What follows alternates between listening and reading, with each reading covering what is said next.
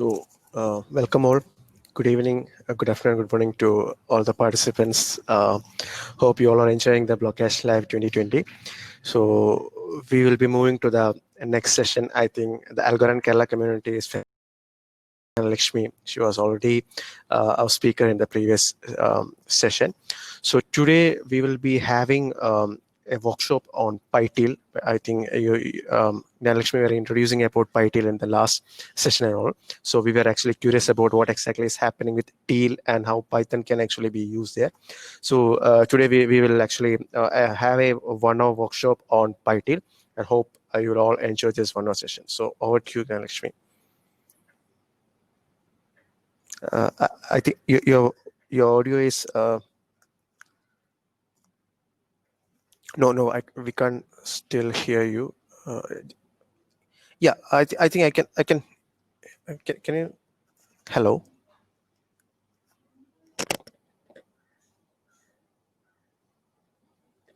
No, it's not at audible. Just a minute. Let me just check. കേൾക്കാൻ പറ്റുന്നുണ്ടോ ഇല്ലല്ലോ?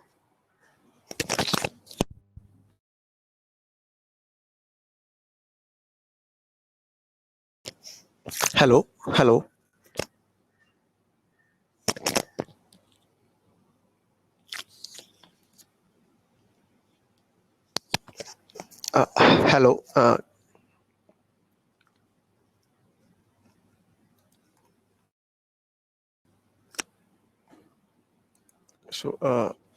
Am I audible now? Yeah. Now I can hear. Please carry on. I connected to my headphones. I think this. It's okay. Speak otherwise. I need to connect to my headphones. It's fine. Okay, no problem. Okay, please carry on. So looks like we have our other presenter as well. Is he here? Let me just check.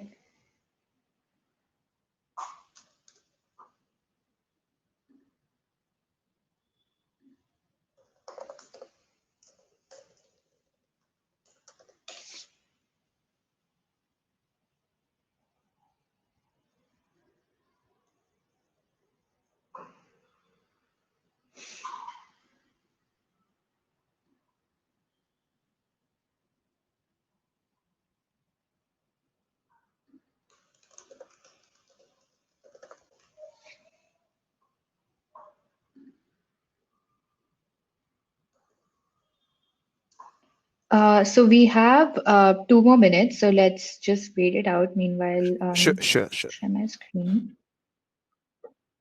So I have a co-presenter who is also another Algorand ambassador, and name is Oluwatosin Bello. He will also be joining us. So I'm just checking, is he already here? Or how do we? Because there's another host, Adarsh, apart from you, Franklin. He's from your team, is it? He's from KB. He's also an Algorand ambassador. Okay. Oh, okay. So I'm trying to just ping him to see.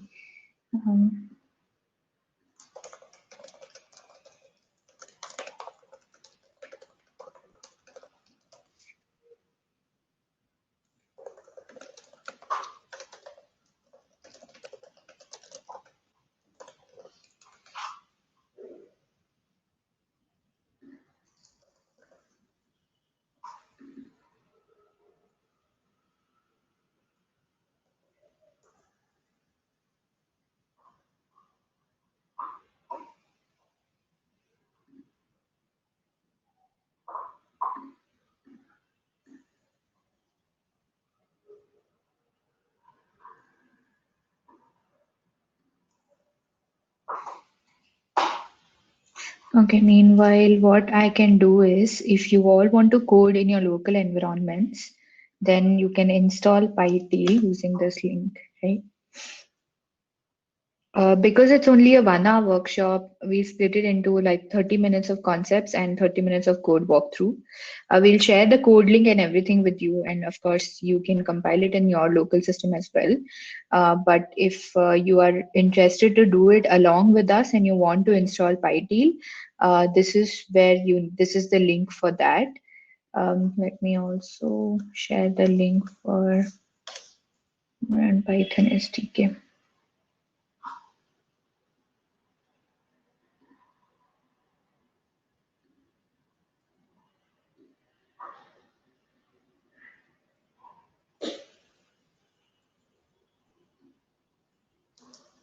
I'm also sending the link to install the Algorand Python SDK, right? So this is the one that we will use to generate the accounts and stuff, and post that we can, kind of use that in our contract.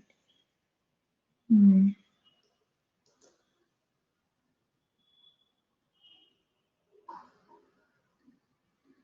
All right, so I am not able to reach my co-presenter as of now. I don't know what his situation is like. Um,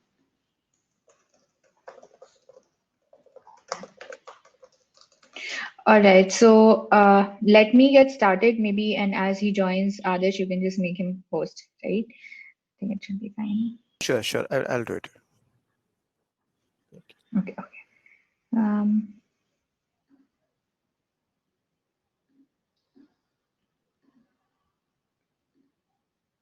all right. So before we get started into the actual coding part, I thought of just going through some basic concepts. And before I kind of run through the basic concepts, if I can get an idea of how many of you are already familiar with Algorand, right? That will help me understand where you stand in terms of, the knowledge curve.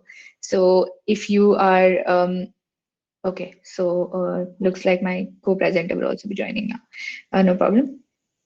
Where is okay. So if you could all just put in the chat, like, your months of experience with Algorand. It could be conceptual or it could be like hands-on. So I would say, what is your theory position? Let's start with just the conceptual part, right? The theory part. How familiar are you with Algorand? And you can write in the chat the number of months. Like if you have known Algorand for 3 months, 1 month, 5 months, what is the scenario, right? So based on that, I have some content related to the conceptual part. Based on your answers, I will work with you, right? So let me stop the sharing for now and just look at the answers. Okay, 0. So for those who are typing 0, my understanding is this is the first ever time you're hearing about Algorand, right? Okay, thank you, Sonali.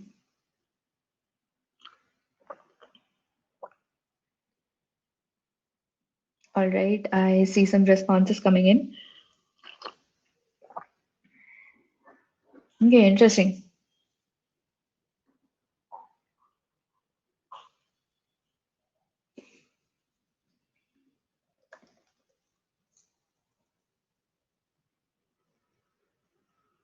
Okay, awesome. So let's now, looks like most of you are new to Algorand. So you're probably hearing about Algorand for the first ever time. So I think I did a good job by adding some conceptual slides as well. But since we are working together for a very short period of time, what I'm going to do is I'm going to run through a little quicker than usual, and you can probably find the recording of a previous session, which is an introductory session to Algorand as well, which is available on YouTube, and it was also done with the Kerala Blockchain Academy, right? So I think Adarsh can share the link with you as well eventually, right? So all right, then let's get started.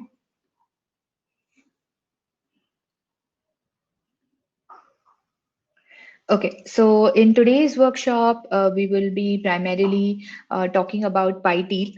That is, we'll see how you can write a simple smart contract in PyTeal, right? That's what it's going to be all about. It might seem easy. It might seem a little overwhelming in the beginning, but as you practice through more and more, I'm sure you'll get more familiar, right? Today's workshop is being taken by me. My name is Jnana Lakshmi or Gyan, and I work as a full-time product manager at Wiley Next. I'm also an Algorand ambassador. I've been a developer for quite a bit of time, but into Algorand, I'm also fairly new.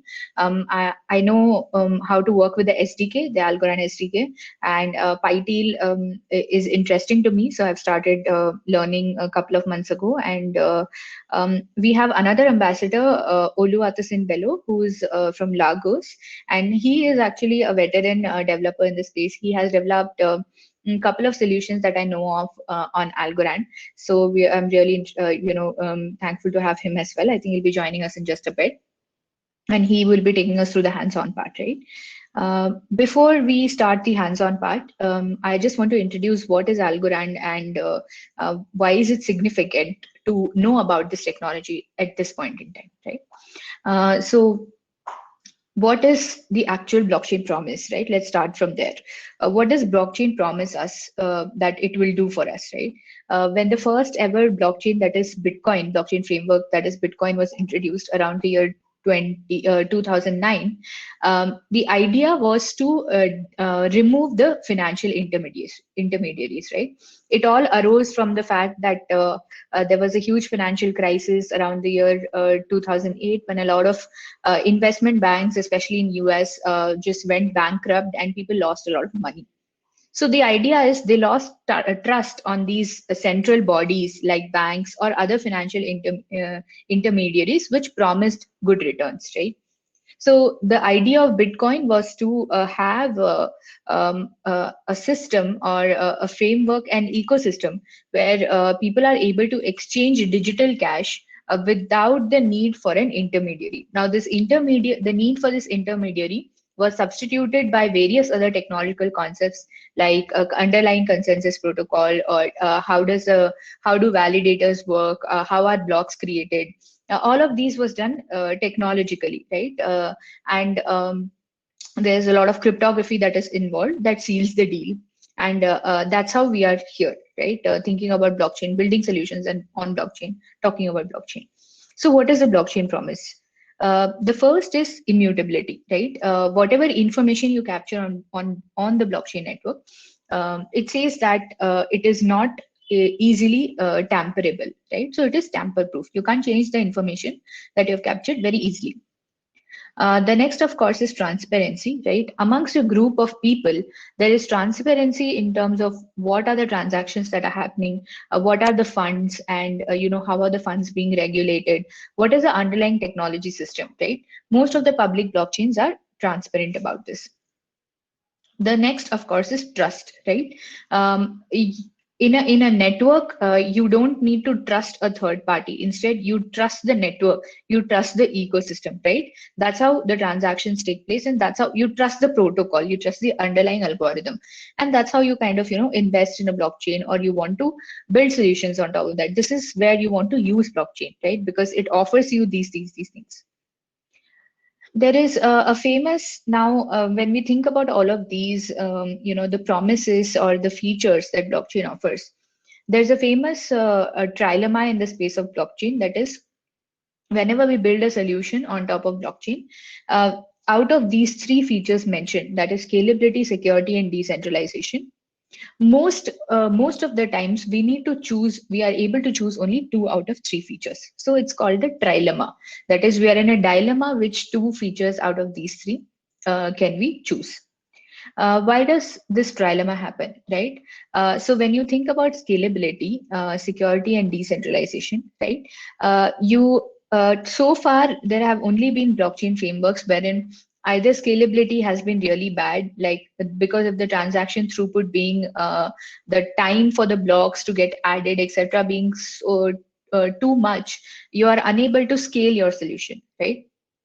Sometimes when you're trying to scale your solution by adding some kind of different mechanisms, there might be security issues, right? So if you remember, the DAO attack on the Ethereum very clearly was such a big security flaw.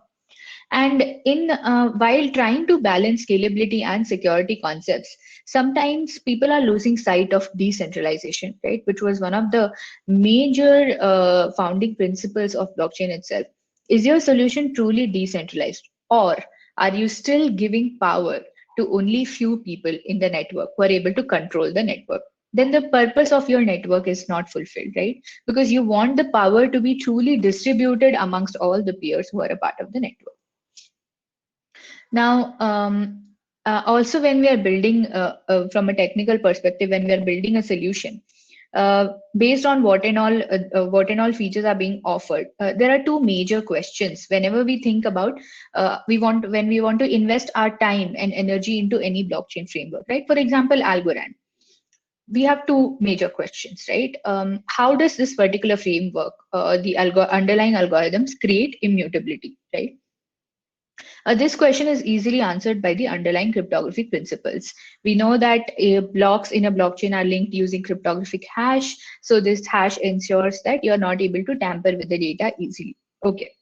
Now the second question is, who will select the next block? Because the blocks continuously need to be selected and added in order to form a chain, right? That's your blockchain. So who will select the next block? What happens? What is the process to select the next block? Well, the answer is consensus protocols, right? As the name itself suggests, consensus is a way to come to agreement between a group of people. Now, there have been the two most famous consensus protocols that we know of are proof of work and proof of stake, right? A proof of work is, of course, implemented in Bitcoin, and it was also initially being implemented in Ethereum, but now Ethereum is moving to proof of stake, right? As we all know, ETH 2.0. Proof of work involved users to work or computers, systems to work to solve some difficult computation, right? And once they solve that difficult computation, they are able to select the next block, right? But what happens in proof of stake? There is no work involved. The selection of the next block is purely dependent on how much stake you have in the system, right? Why did proof of stake come about over proof of work? Because proof of work started consuming a lot of resources, right? People become crazy about setting up huge farms just so that they can mine, they can let the computer systems work and work to solve the puzzle. Because as more number of people join the network, the puzzle becomes exponentially difficult, right? So that's how proof of stake came into picture. Proof of stake relies on the fact that most people in the network are honest in nature, right? So what happens in that case is that everybody is investing some kind of stake in the network, right? What that means is you're investing in the network, you're holding some tokens, you're holding some coins, etc., right? In that case, the more coins someone holds, the more stake they have in the system, and the more likely they are to choose a particular block, right? It's a simple funda. And public blockchains allow everybody to be a part of the network, right? So you can be a part of the network, you can buy a portion of the stake of the network, and you can stake your tokens. Right? Sorry, just a minute.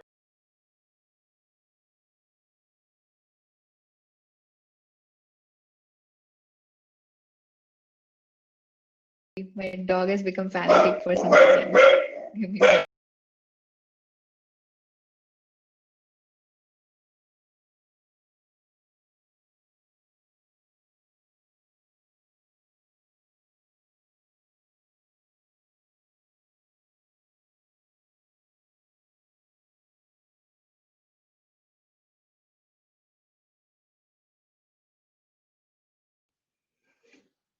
Oops, sorry everyone.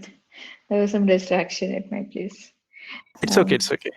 Okay, so as I was saying, okay, let me quickly wrap this up. As I was saying, in proof of stake, it's all about how much you trust the network, right?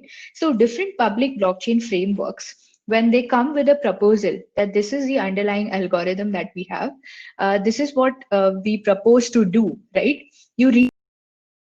You understand what is their underlying consensus algorithm. How does proof of stake work in this particular framework, right? And that's when you become a part of the framework. That's when you invest in this framework. And this is what I'm going to talk about in the Algorand context, right? Why Algorand? Because Algorand is built on a pure proof of stake consensus protocol, right? So they are trying to minimize the fact that even in proof of stake, it is possible that there are only certain people who are controlling the entire network, right? It is possible. What that means is, in a lot of other blockchain frameworks that we see, the common flaw is that a huge portion of the economy is controlled by a small portion of the economy, which removes the true essence of decentralization, right? And that's what Algorand is trying to work on.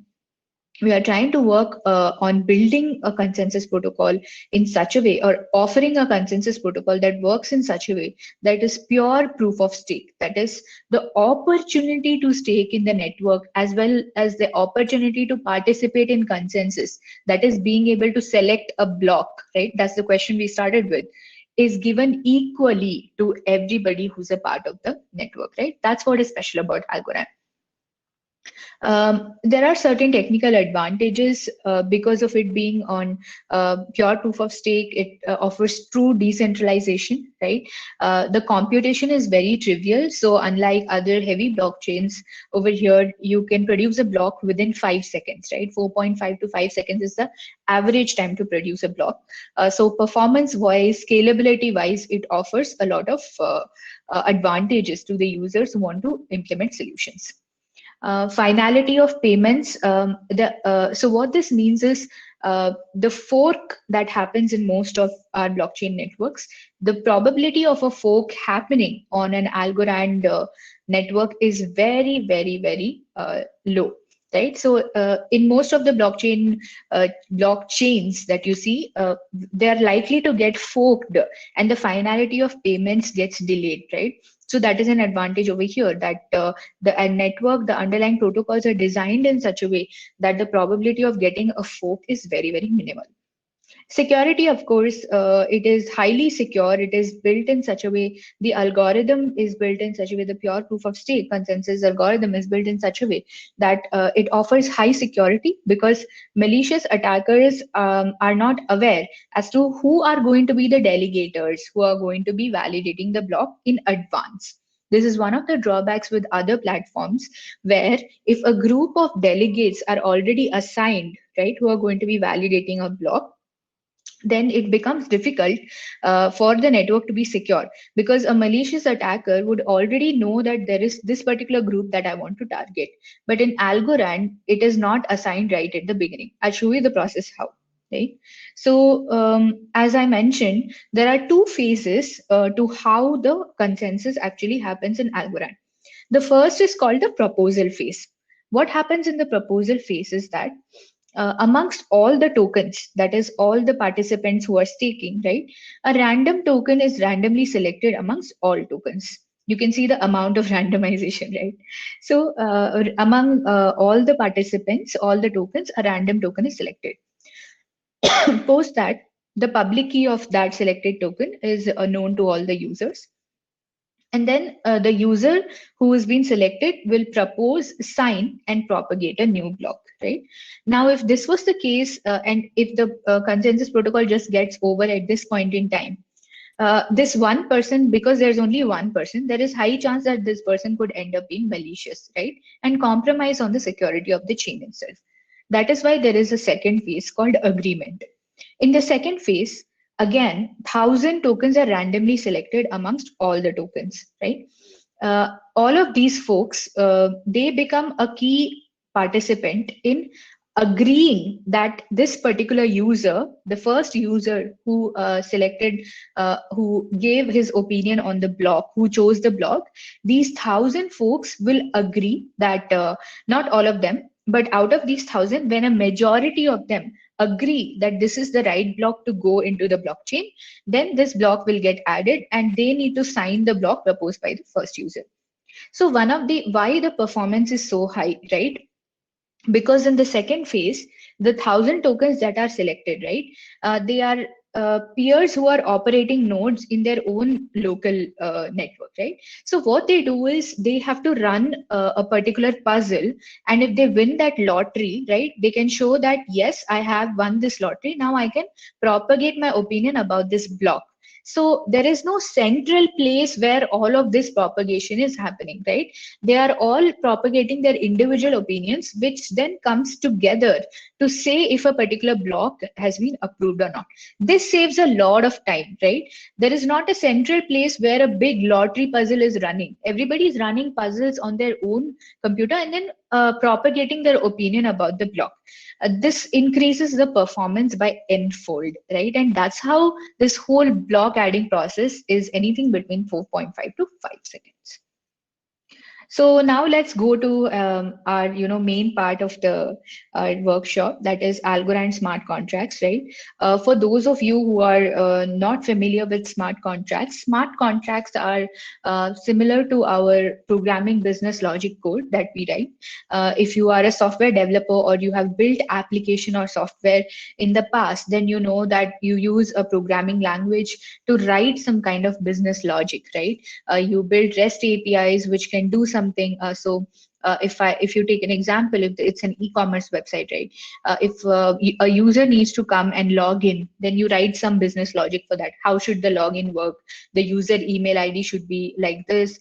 They should have this many years of experience, or their credit card should be linked, etc. So all these backend checks you write in certain language, right? You write some kind of logic. Similarly, your smart contracts are the logic body, which are written in a particular language, which that framework provides, and you can deploy this logic on top of the blockchain, right? So your Algorand smart contracts are small programs that serve the various functions of the blockchain. One of the interesting things about Algorand smart contracts are they operate on layer 1, that is on the main chain, right? So Algorand smart contracts are also known as ASC1. There are two types of smart contracts. We can write either stateful smart contracts or stateless smart contracts in Algorand. Okay, first let me go to that and then I'll come back. So your stateless smart contracts, as you see, there is not going to be any state change in this, right? So they are primarily used to replace the signature authority for transactions. So instead of having a third party who acts as a signature authority, you can write a stateless smart contract, right? Because all the transactions in Algorand must be signed. So they must be signed either by a single account or a multi-signature account, right? And with the help of a stateless smart contract, the transactions can be signed with the help of logic, right? And this is called logic signature, right? So this is one type of smart contract known as stateless smart contracts. You're not changing any variables or anything on the blockchain. You're just using it for signature purposes. The other type of smart contracts that we will be looking at today is stateful smart contracts. Stateful smart contracts are, the ones that I spoke about, the business logic. So what is essentially your business logic or any program that you write, right? For a software developer, any program is about manipulating the state of the variables, right? First, it was something else, and then it was something else, right? So for example, if somebody wants to come and buy a product on an e-commerce platform, the product initially is available, okay? So the state of the product, say for example, is available. Once somebody purchases that product, the product becomes unavailable from the cart, right? So if you have only one product in your, in your warehouse or something, and somebody purchases that product, right? Then the state of the product becomes unavailable. So you're changing the state of the product, right? And that's what you do essentially in any business logic, right? You just end up changing the state of the different variables. And that's what your stateful smart contracts are all about, right?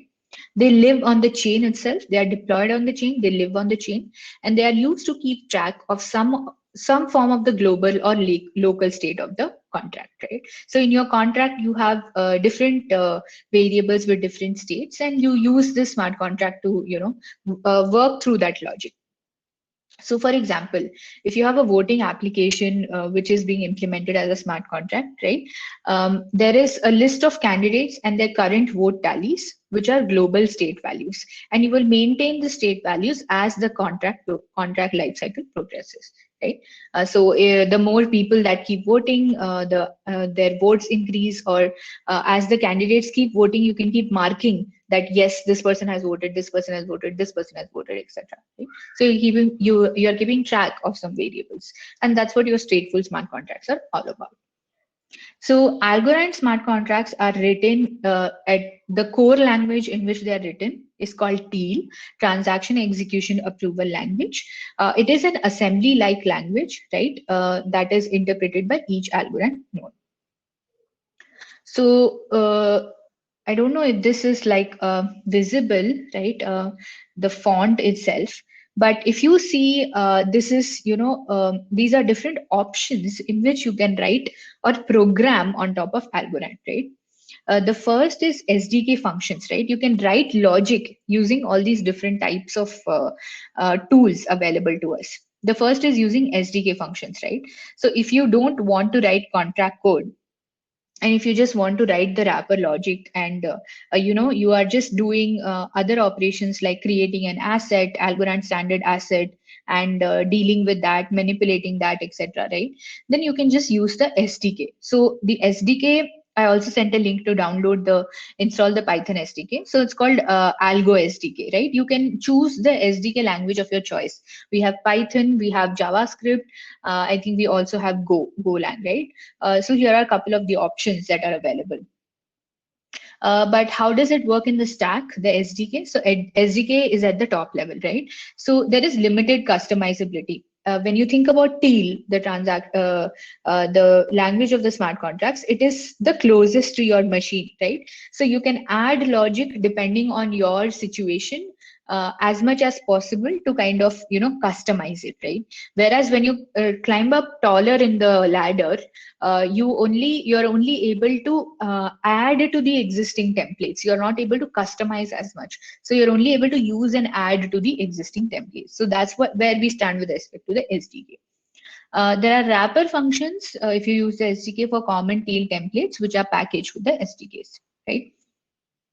Now, one of the next interesting thing and what we will be focusing on today, PyTeal, is the Python language binding for Teal, right? As I already shared the link with you, it's all pip install and pip installing the libraries and stuff. So PyTeal you can just install using, if you already have Python, you can use PyTeal to develop your smart contracts, right?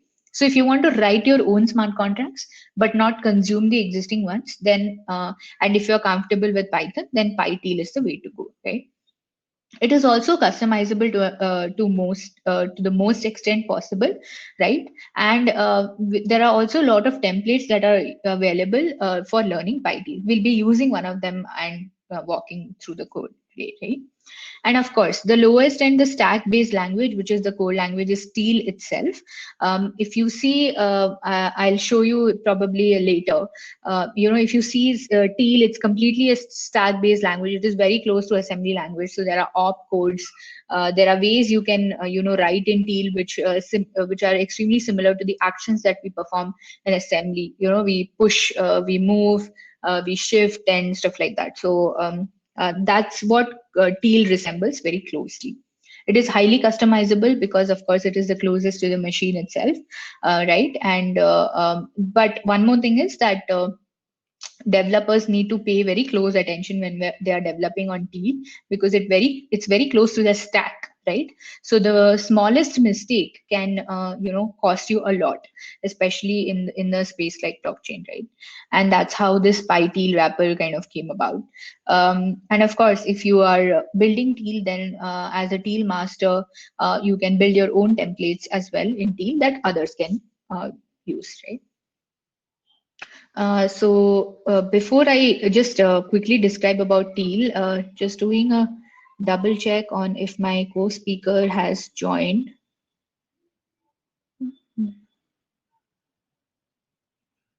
All right. I'm not able to find him yet, so we will come back to that. Okay. So Teal is an assembly-like language. Though we are going to be developing on PyTeal, why I'm focusing on Teal is because wherever you are looking at PyTeal, the PyTeal documentation, you will see that Teal components are also there, right? So you will need to understand what is Teal and how it works, right? So Teal is an assembly-like language, and it is processed with a stack machine. Let me see if I can, want to show Teal. Yeah. So I want to show you the stack diagrams. Oh, I think my screen is not being shared. Let me reshare again.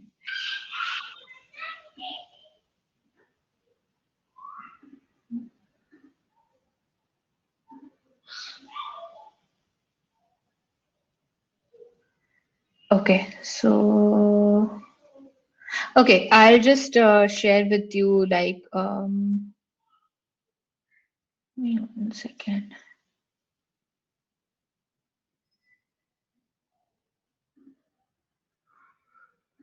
The smart contracts. Actually, there was a really nice article which had all the stack symbols, which would be very useful. Introducing probably this is a good one. Okay, so this is the diagram that comparison of 3 ways to build smart contract, which I already showed you. What I want to do is simple deal contract. This is what.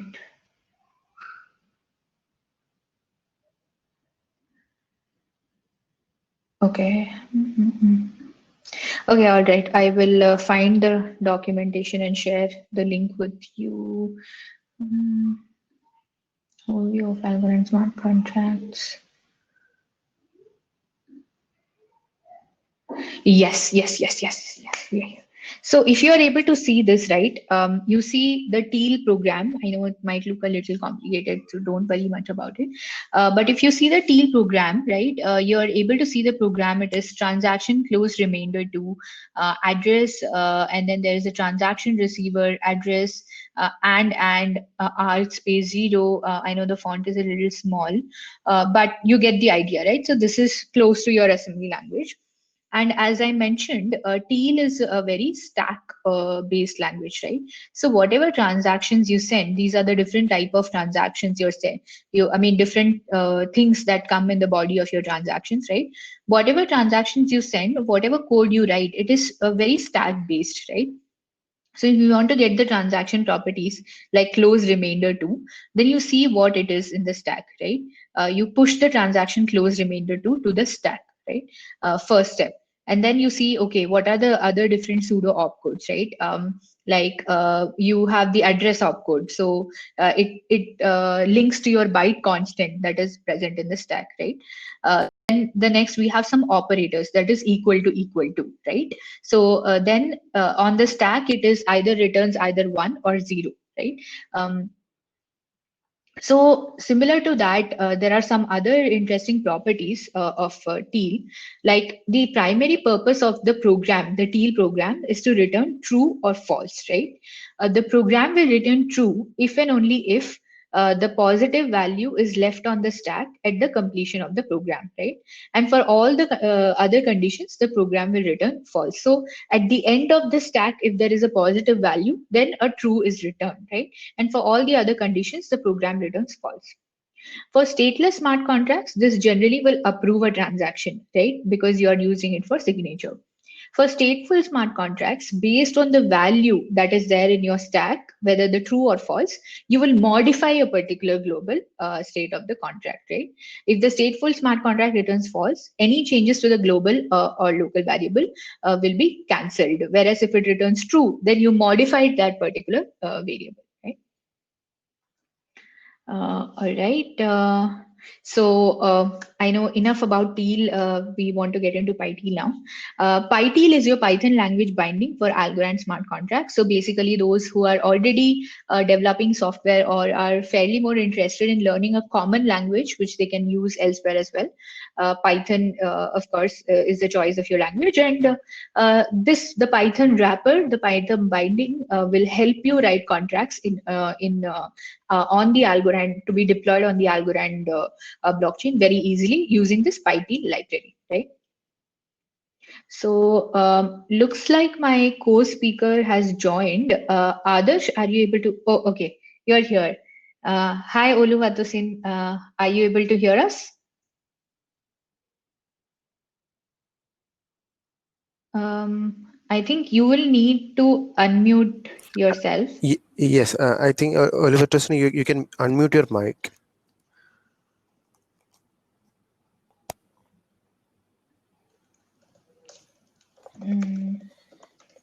Yeah. Is he able to unmute? Yeah, I have given him the presenter mode. Yeah, You can. I see that. Yeah, he can. He's added along with me. Oluwatosin, are you able to unmute yourself? Okay, we see some video. I think he's able to. Yeah, we see you. We see you now. You need to unmute yourself. You can't. You're not able to. Um, this belly has always You some audio issues. you'll have that mic button next to that Algorand Foundation logo and baby, so you can please unmute over it.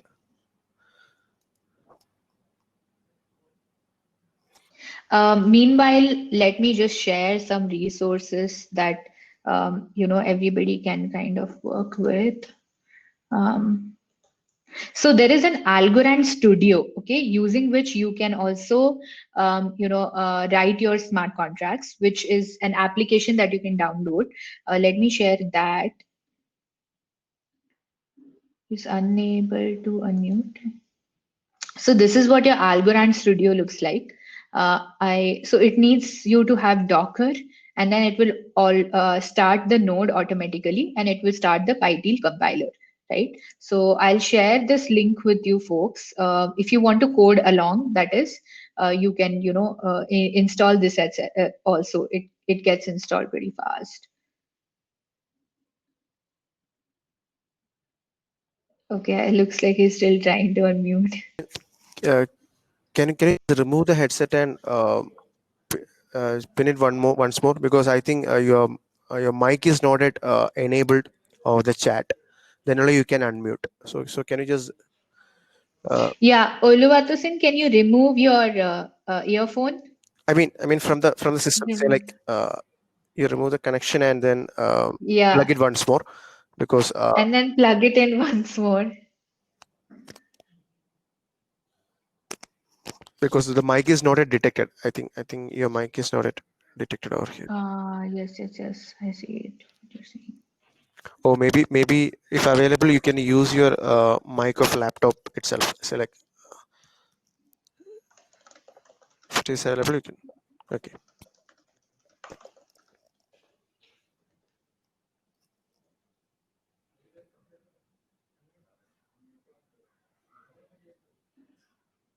Is it not available?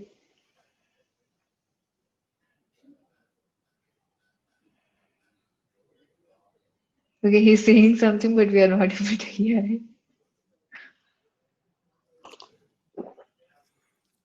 No, I've changed your place to host also, but still your mic is not yet detected. Uh, when checking the things, say like your mic is still disabled. That's why you're unable to unmute, because it is not able to detect your mic.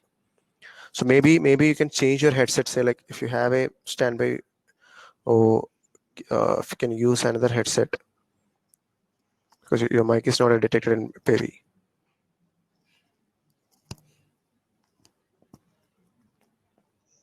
Oh, no, I don't see him. He's online. Yeah, I see him as a participant, but I'm not seeing his video. Hmm.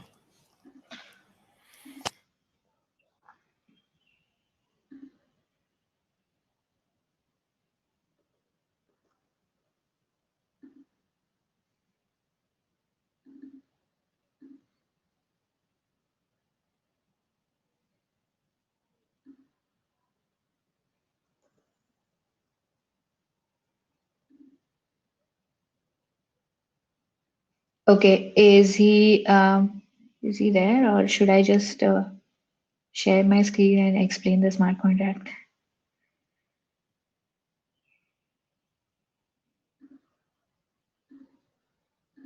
Think you can carry on once he fixes it. You can carry on.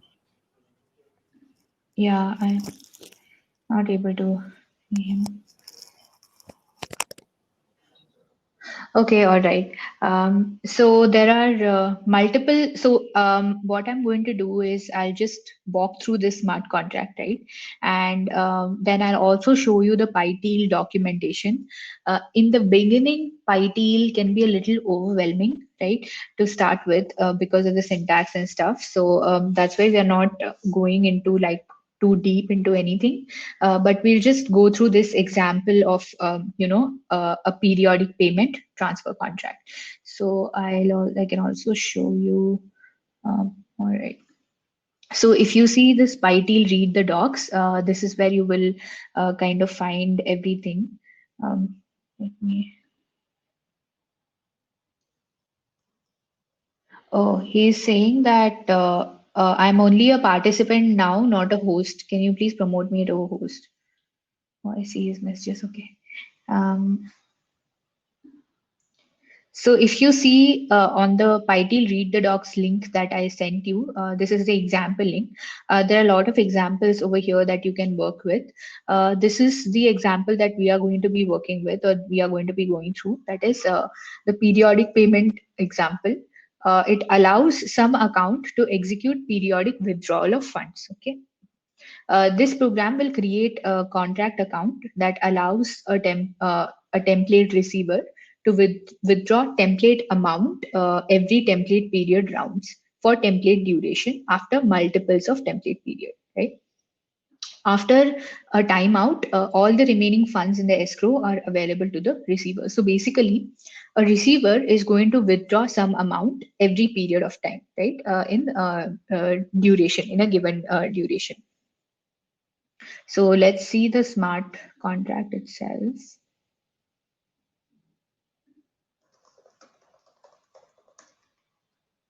Okay.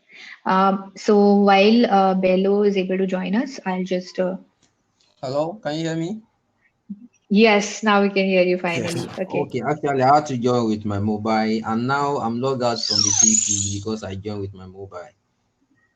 Okay, no problem. So it's So, gonna be difficult to share my screen using the PC right now. So I don't know how I can do that. Is there any way I can do that? so are you able to see the screen? Are you able to see the screen I'm Yes, sharing? I can. I can see it perfectly.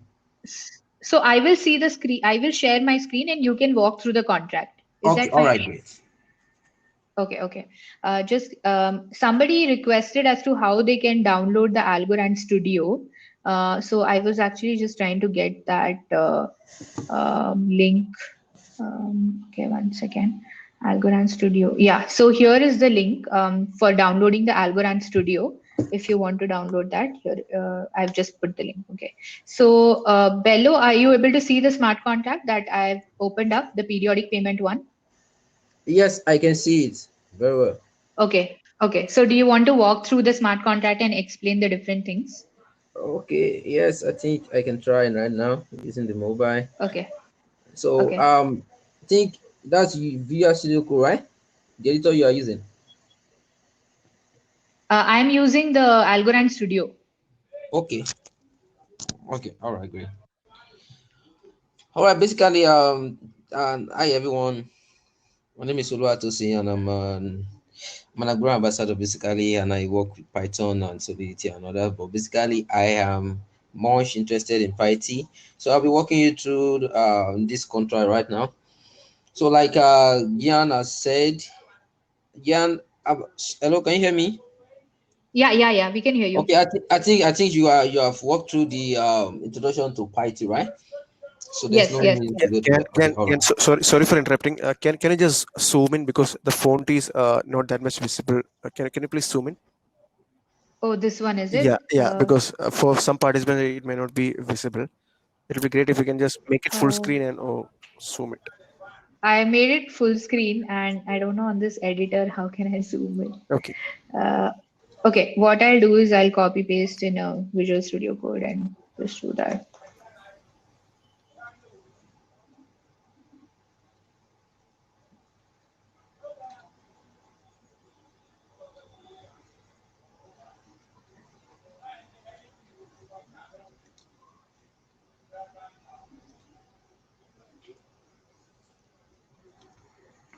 Okay. So now is it better, Adarsh? Yes. I think it's better this way. Font now it's, wise, it is yeah, now it's better. better. Now it's better. Okay. Thank you. Oh, okay. Yeah. Okay. Okay. Okay. So yeah, you can start. Okay, all right. Basically from this, from what I'm seeing on my screen here, I can see we have to import Python library, and every members of the library we're going to import. That's why we are that's for the line 1. We're importing the library. Then from line 4, because basically this contract allows some accounts, to execute a periodic withdrawal of funds, and it's going to be a contract account, and where we have a receiver, the temple underscore receiver, temple underscore fee is going to be the amount of fee that will be used for the transaction, and then the period, line 5 is going to be the period amount, the period of time, then 6 the duration, 7 the bytes, which is going to be a kind of a base64 program encoded bytes. Then number 9 is going to be the amount. Then 10 the receiver, which is going to be an address type. Then 13 is going to be the timeout. So basically what this contract does is that we are going to be allowing someone, like, we're selling something to somebody, and okay, we are completing this contract that after this period of time, this person can be able to submit this transaction and withdraw the fund from the contract. So that is what this transaction is going to be, like an escrow account. So 15, this program is divided into 3 basic parts. Line 15, then line 18, then line 25. So that's going to be, it's divided into 3 parts. The part 1 is the pay call, which is basically we are specifying the type of transaction it is using the transaction.type enum, which is set to integer 1, and that integer is a Python expression. It's a Python expression. The capital letter I there is a Python expression, so it is recognized by the IDE since we imported the library. So, and alternatively, you can specify the transaction.type enum to be a payment transaction. You can either use a payment transaction, or you use the int, which is the number representation. Then transaction fee will specify it to be an amount less than this the fee we have specified as a global variable. So, and the fee, no matter how, it cannot be less than what we have specified there. Then line 18 is a periodic pay transfer. This is the logic that handles the transfer of the fund, and it's a concatenation of you can see we use the hand expression. The hand expression is a Python expression, which is a function that we enclose the transaction close remainder to. What this means is that we are going to, at the start of this transaction, we are ensuring that this transaction is not close, is close to an empty address. So no address can be input into this and it can work. So it's close to an empty address. Then secondly, on line 21, we are specifying the receiver. We are setting it to be the receiver we are setting the global variable. Okay, thank you for that. And it's equivalent to an empty address. That is what a global.0 underscore address means. Then the transaction dot amount, which is if you can see that from the Python, I wish I can share my screen right now, but unfortunately I cannot. Yeah, I I can don't know if share you can it help me. if you Okay, all want me right. to share the doc. Okay, the doc, right? Yeah, great. It's very important that we understand, that we familiarize ourselves, with the Python documentation that will enable us to write the. You can go to the transaction fields. This one? Or On the transaction field? on the left side, yeah, transaction fields.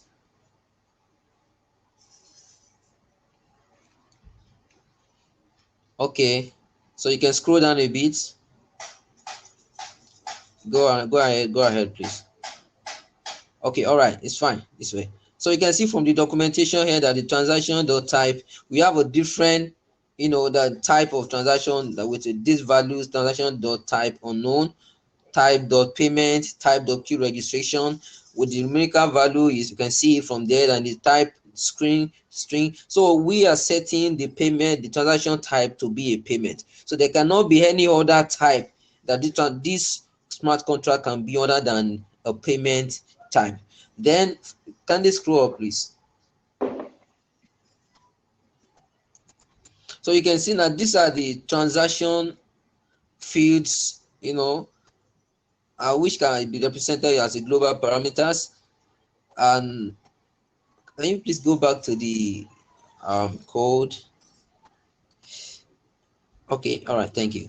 The transaction, okay, this is what I'm trying to explain. The transaction dot receiver. So we will not be confused that where have we gotten the transaction dot receiver? We are getting that from the Python module.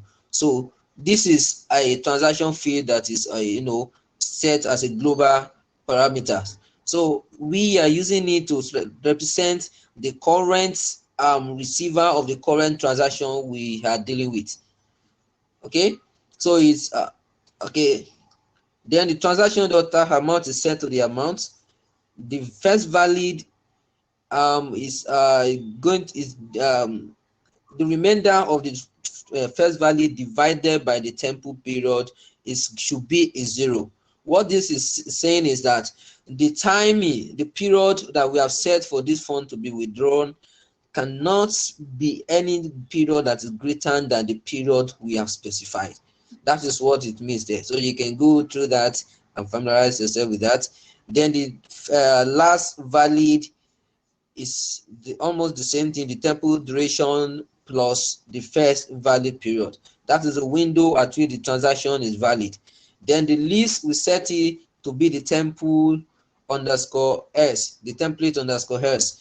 So you can see that from the, can you scroll up, please? Sorry if I'm too fast, kindly let me know. I don't know. I hope I'm not too fast. No, I think we are good. That way will be good for time. Otherwise. Okay. Okay. All right. So I'm trying to see the template underscore hex that we have I have specified.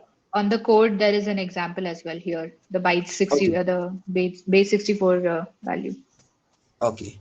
All right. So the list is going to be a base 64 encoded value, and that is what we have specified there onto the code. So now from the okay. All right. So So now the we third go to part, the periodic pay close.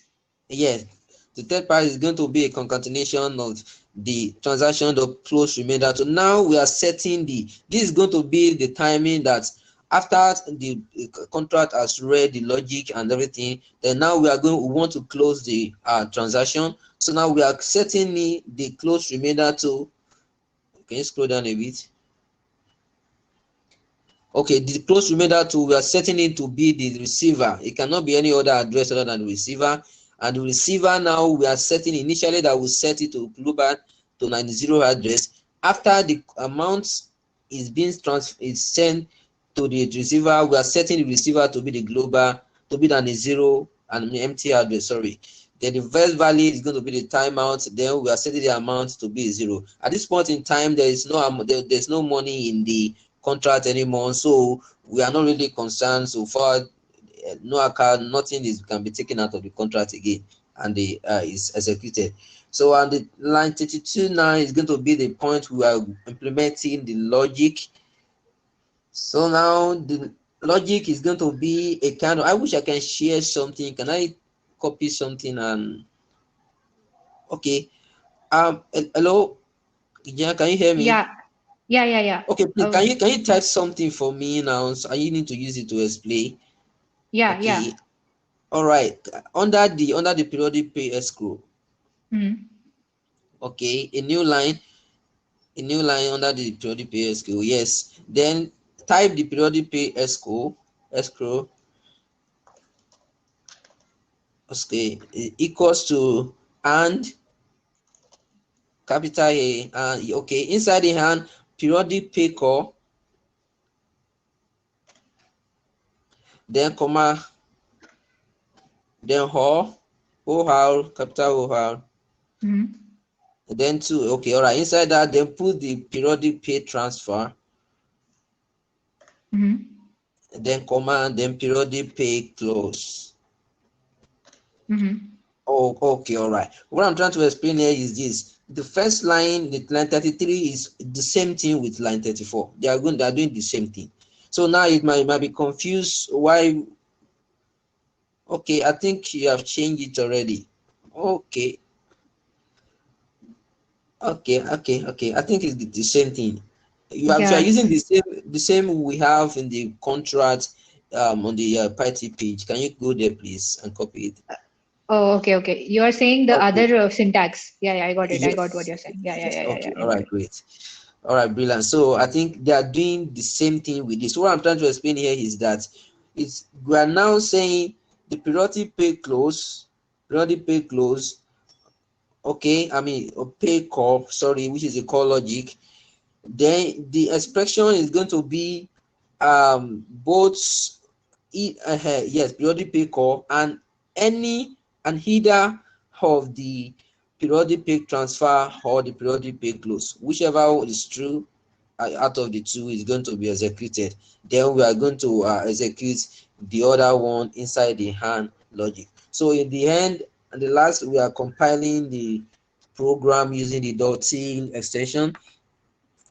So we are printing the play close. So at this point in time now, if you run this program now, it's going to give us the tail up codes. So can you kindly run that? I think I'll have to You can, generate the accounts. Let me. okay, you can uncomment the last.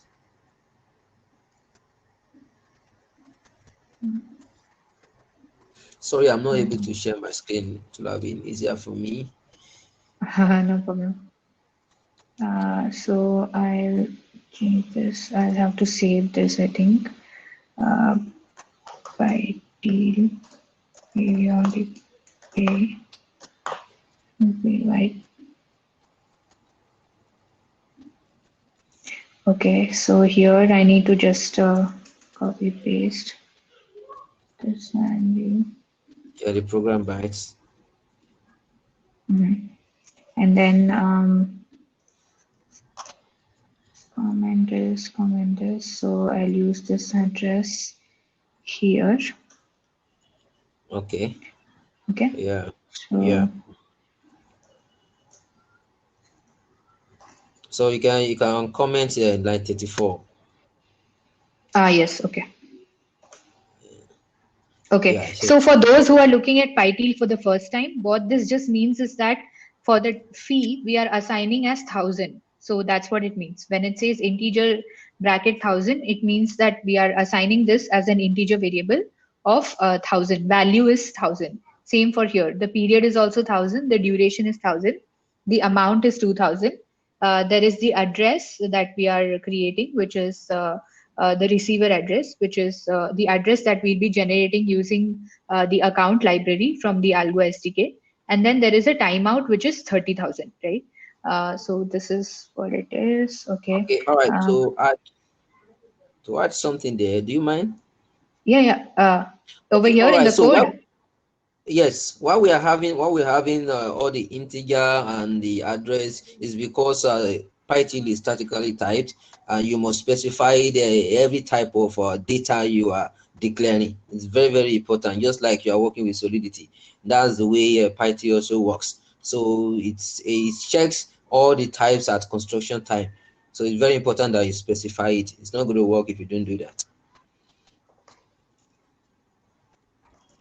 Okay, let's see if it runs in mine or no. Sure.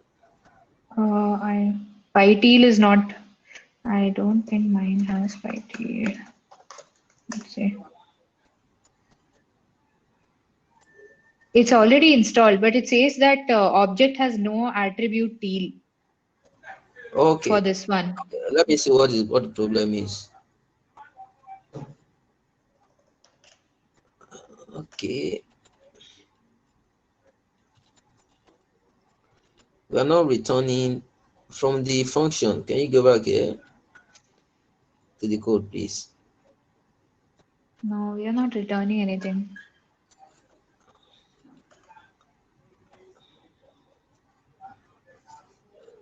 We're supposed to define a function here. Hello? Can you hear Uh, me? Oh, okay. So you want me to define a function here? Yeah, it's supposed to be a function. Yeah. What should be the function? This periodic play escrow. Oh, wait. Oh, okay, okay. I think we are running. I am running the code that is on Oh, the studio. can you hear me? So that's why. Yeah, yeah, yeah. I can hear you. Okay, I all right. got the Sorry, I mistake. I lost got the connection. mistake. I got the mistake. I was running Okay. the code that I got from the studio. So if Oh, you okay. see from the studio, they are not having any functions or anything, right? So they are just using it as it is. There is an example address. Let me see if this will run, right? No, that should run perfectly. Okay, let's see. Yeah, yeah, yeah. It gave us a Yeah. teal.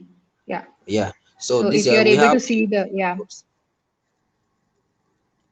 So Yeah, now so this gives compiles into a teal program. yeah. So this is what we need now. This is a T program now. We can now use it to compile into a program logic which we use in our contracts. So now to do this now, there are available tools for you to quickly compile this into a T a base64 encoded program. So you can actually go to agodex.io. So for us to get the program bytes, if you're there. Yeah, yeah, yeah. Algodesk.io. Are you able to see my screen?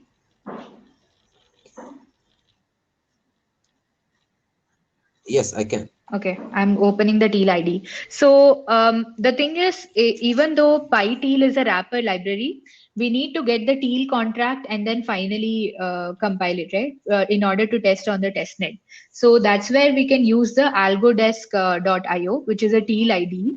So once we generate the teal code using our Python code, we write the primary business logic in the Python code. We are able to use this ID to compile our teal code, right? So here is, okay. I can just copy paste here. Yes, yes. Okay, should I compile? So now we don't need to specify the yeah, you can just compile straight. So we don't need to specify anything. Okay, yeah. So now your final So contract is now we have generated. yes.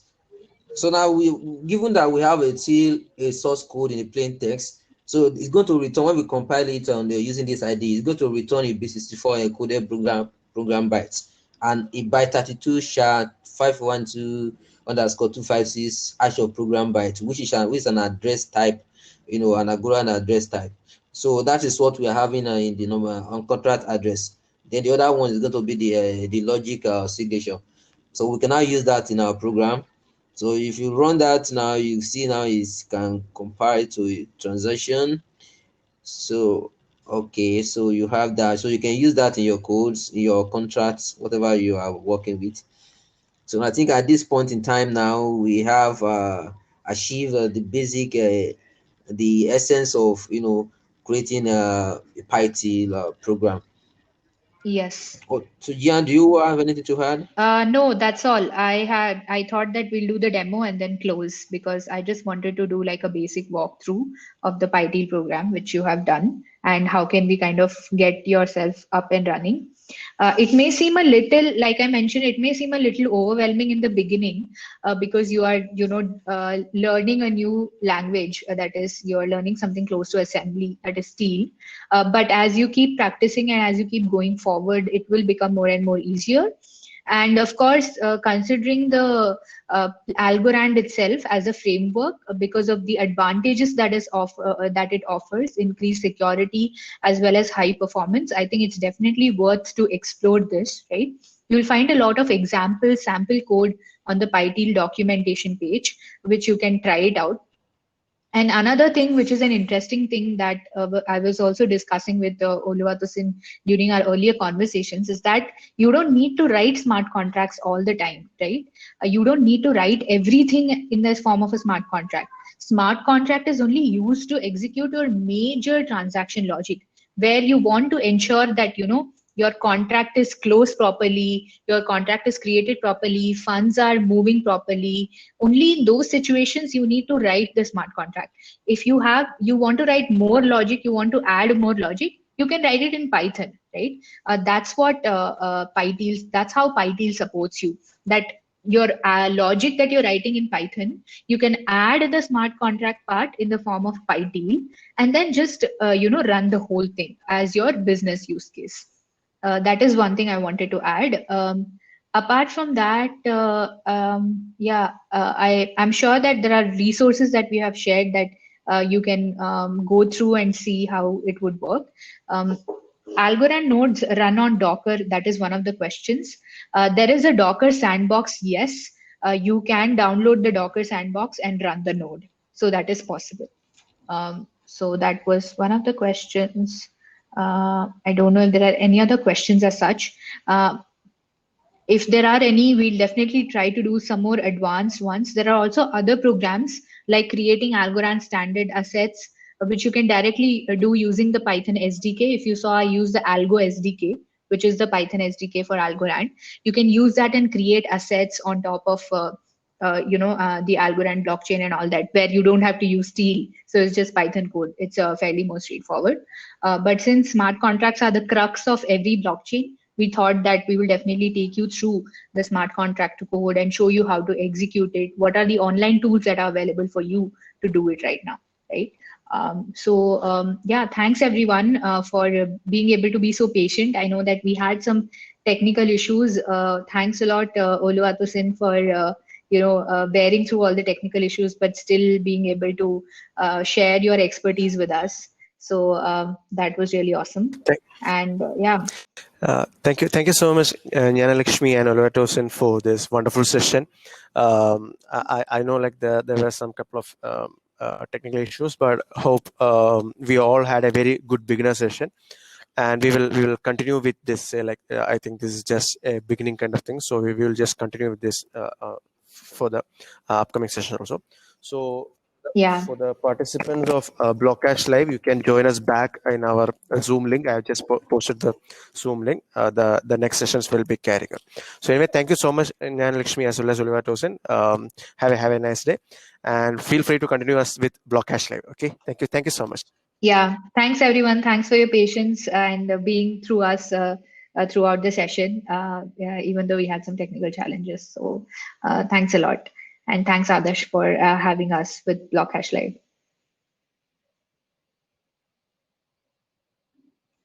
Thanks.